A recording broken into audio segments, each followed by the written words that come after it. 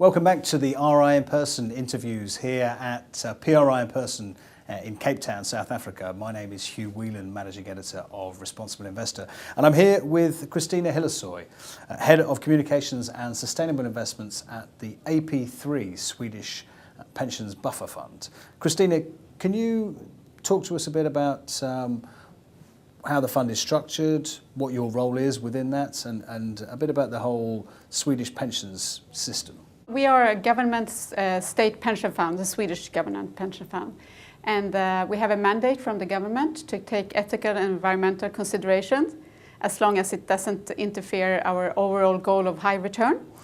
And we've been working quite hard with ESG since the start, 2001. And I'm working as Head of Sustainable Investments and Communication. And I'm also the chair of a joint collaboration we have with the other AP funds called the Ethical Council. And some of the main ESG topics that you're looking at on a day-to-day basis, Christina, can you talk us through those? Well, we are looking at how to really integrate ESG into passive equity mandates. It's quite a challenge, actually. If you're following an indices, it's quite a challenge. I mean, we do a lot of engagement and so on, but we're trying to see if we can do it in another way, if we can actually integrate ESG more into the analysis. And then we're working quite hard on the alternative investments, which is easier because then we are bigger owners and it's more, it has to do with due diligence of fund managers, it has to do with external reporting, engaging with fund managers. And we are also quite big owners of real estate in Sweden. And there we have a board commitment, we are on the board, we can engage in several ways. So. Both the alternative side and integrating in equity is important right now.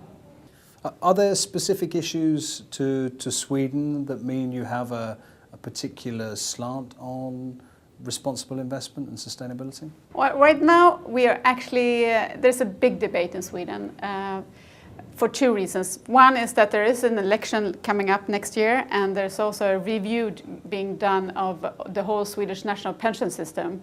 So there are a lot of political parties that are raising their voices against the Swedish national pension funds, and some of them, for example, suggest that we shouldn't invest at all in fossil fuel. And we have some NGOs as well that say that we shouldn't invest in fossil fuels. So that's a big challenge. And for you, Christina, what do you hope to take away from the PRI in Person conference? What do you think the benefits are of being at an event like this? I think the most important with PRI is actually the networking. I mean, we have a lot of contacts with other investors all over the world, and usually we just send emails to them or have them on telephone conferences. But to meet them face to face is, I mean, that's really, really good. And it's a really good way to share experience with others. And then I'm hoping at the PRI sessions that there'll be a lot of talk about integration. And also perhaps on the fixed income side. We have done green bonds investments, but I mean, investments is so much bigger than just green bonds. How do you really integrate ESG in the fixed income area? That would be interesting.